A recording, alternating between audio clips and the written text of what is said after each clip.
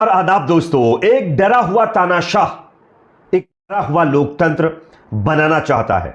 यह बयान राहुल गांधी का आया है जब अरविंद केजरीवाल की गिरफ्तारी हुई है। उसके बाद यह बयान लगातार देश के अंदर वायरल हो रहा है और यह वायरल इसलिए हो रहा है क्योंकि लगातार देश के अंदर अघोषित आपातकाल लगा दिया गया है। ऐसा लोगों की तरफ से मोदी सरकार के ऊपर आरोप लगाया जा रहा है क्योंकि आप सब जानते होंगे कल अरविंद केजरीवाल को ईडी ने अरेस्ट कर लिया है।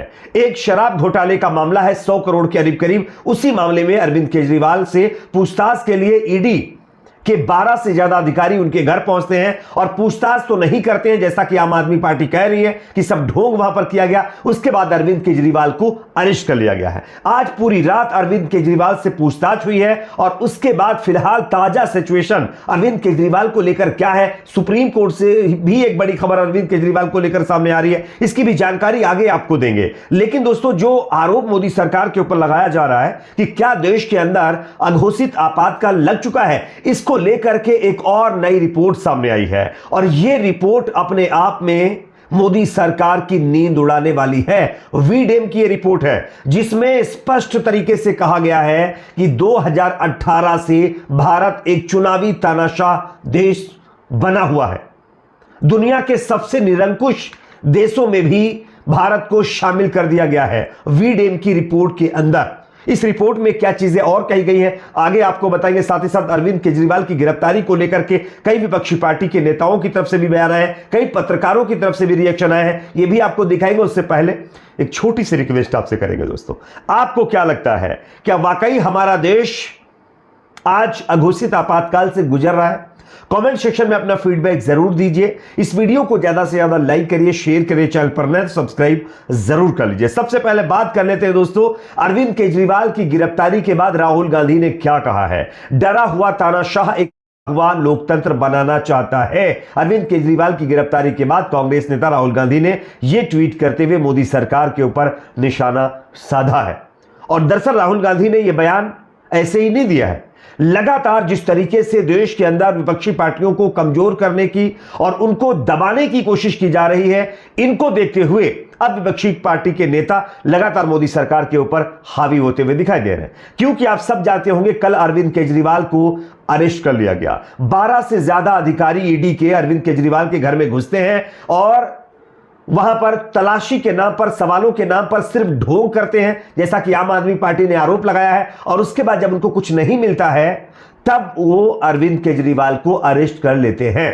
रात भर अरविंद केजरीवाल से पूछताछ हुई है। फिलहाल उनको अभी ईडी की गिरफ्त में ही रखा गया है। बताया जा रहा है कि अरविंद केजरीवाल को लेकर के सुप्रीम कोर्ट में एक याचिका भी लगाई गई थी जिस पर सुप्रीम कोर्ट ने आधी रात में सुनवाई करने से इनकार किया। लेकिन आज सुबह यानी शुक्रवार की सुबह इस पर सुप्रीम कोर्ट के अंदर सुनवाई हो सकती है। लेकिन दोस्तों, सवाल बहुत बड़ा है क्योंकि आप सब जानते होंगे कि जिस तरीके से आज देश के अंदर विपक्षी पार्टी के नेताओं को लगातार दबाने की कोशिश की जा रही है, यह दर्शाता है कि कहीं ना कहीं देश में अघोषित आपातकाल लग चुका है। ये जैसा कि लोग सोशल मीडिया पर आरोप भी लगा रहे हैं, कई विपक्षी पार्टियां भी आरोप लगा रही हैं और तमाम जर्नलिस्ट भी इसी तरीके की बातें कह रहे हैं। क्योंकि झारखंड के सीएम हेमंत सोरेन को गिरफ्तार करना, उसके बाद अरविंद केजरीवाल को गिरफ्तार करना, इवन दिल्ली के अंदर शिक्षा मंत्री जिन्होंने दिल्ली के शिक्षा व्यवस्था का पूरी तरीके से नक्शा बदल कर रख दिया, उनको अरेस्ट कर लिया। दिल्ली के स्वास्थ्य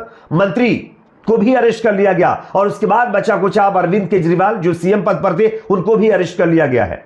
अब आम आदमी पार्टी का यह कहना है कि अरविंद केजरीवाल भ्रष्टाचार के खिलाफ एक ऐसा चेहरा थे जो मोदी सरकार की नाक में दम करके बैठे हुए थे और वही मोदी सरकार को चुनौती दे सकते थे। इसलिए चुनाव से पहले मोदी सरकार ने उनको इसलिए अरेस्ट करवा दिया ताकि चुनाव में किसी तरीके से अरविंद केजरीवाल उनको चुनौती ना दे सके। खैर, अब अरविंद केजरीवाल की गिरफ्तारी के बाद तमाम तरह के रिएक्शन आ रहे हैं, वो आगे आपको दिखाएंगे। उससे पहले हम आपको कुछ चीजें दिखाते हैं जो अपने आप में यह दर्शाती है कि देश की छवि किस तरीके से इंटरनेशनल लेवल पर भी खराब की जा रही है। साथ ही साथ देश में जो तानाशाही का आरोप लगाया जा रहा है उसको इंटरनेशनल रिपोर्ट के जरिए सही भी साबित किया जा रहा है। मैं आपको स्क्रीन पर एक खबर दिखा रहा हूं, आप देख सकते हैं। 2018 से बना भारत एक चुनावी तानाशाह देश, दुनिया के सबसे निरंकुश देशों में भी हुआ शामिल। वीडेम की यह रिपोर्ट सामने आई है। जब जब भारत की मौजूदा सरकार ने लोकतंत्र को मजबूत करने का दावा किया है,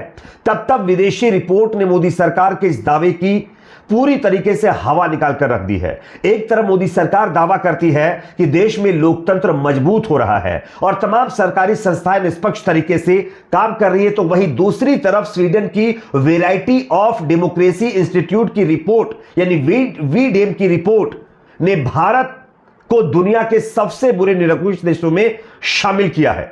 मैं आपको स्क्रीन पर खबर भी दिखा रहा हूं, आप देख सकते हैं। Democracy winning and losing and ballot शीर्षक ने जारी इस रिपोर्ट में इंस्टीट्यूट ने कहा है कि भारत 2018 से लेकर के अभी 2023 तक चुनावी निरंकुश देश बना हुआ है। रिपोर्ट में यह भी कहा गया है कि निरंकुशता की प्रक्रिया भारत समेत 42 देशों में चल रही है, जो सामूहिक तौर पर दुनिया की 35% आबादी का निर्माण करते हैं।